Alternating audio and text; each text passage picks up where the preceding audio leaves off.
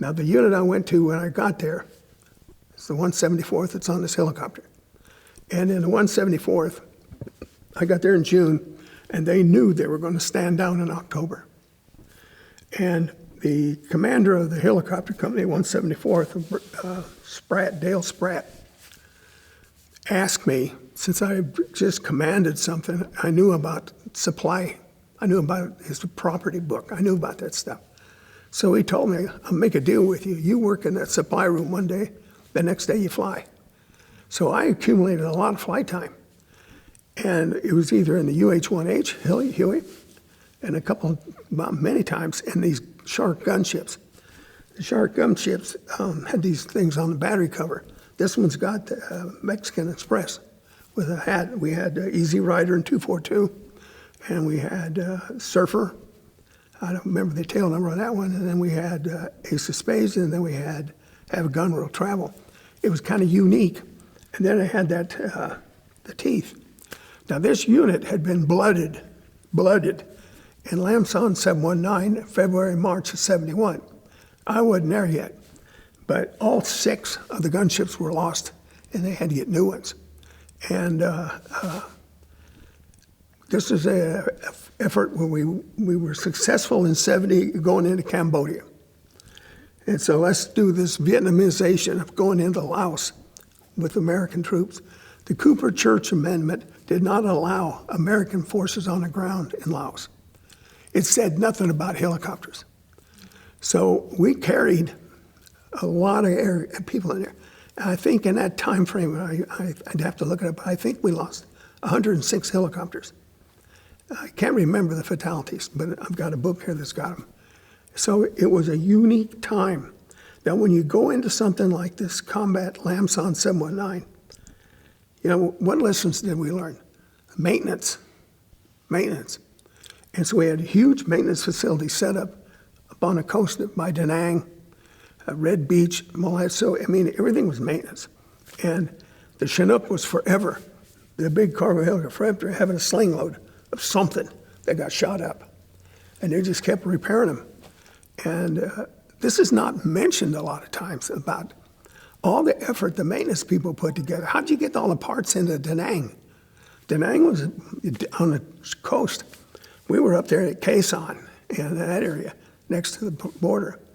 Then I got sent to the 1st Cavalry Division, Alpha Company 229th.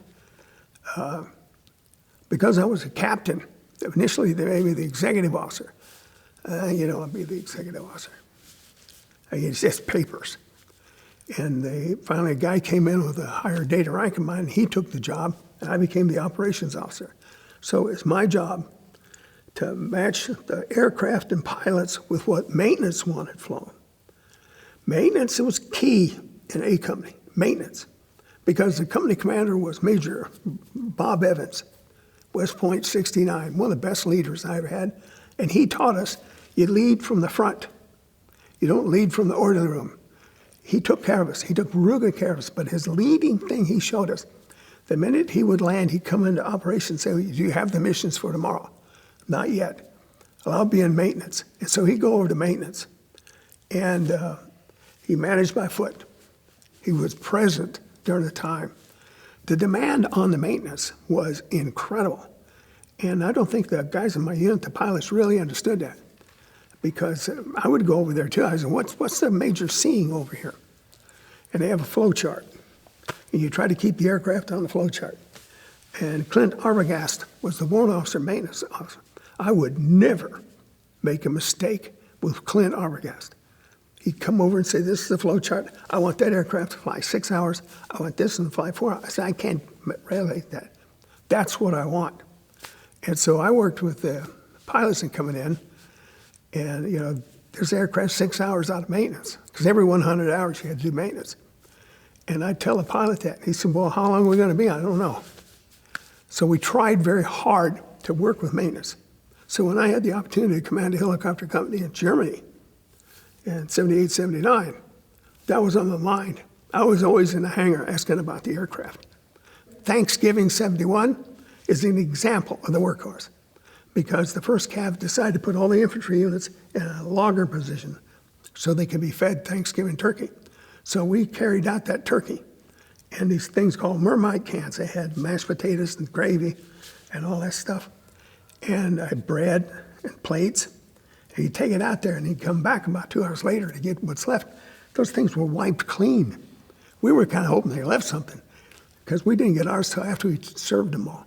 So the aircraft did that. Now, another thing the aircraft did as a workhorse is we dropped flares to light up for people on the ground. And these were 35-pound Navy flares with a cord on it. You hooked it to the floor and threw it out. And we did the flare mission a lot. A lot of the aircraft had lights on them with 50 calibers. And that was at night. The cavalry units had those. The workhorse thing was, that's all there is. That's all there is. We knew if a guy was going home, and we were picking him up to take him to Saigon, Tan Son Nhut, we'd put smoke grenades on the skids. And the thing would be smoking, just something for him. There was nothing else to do this. There's the Huey.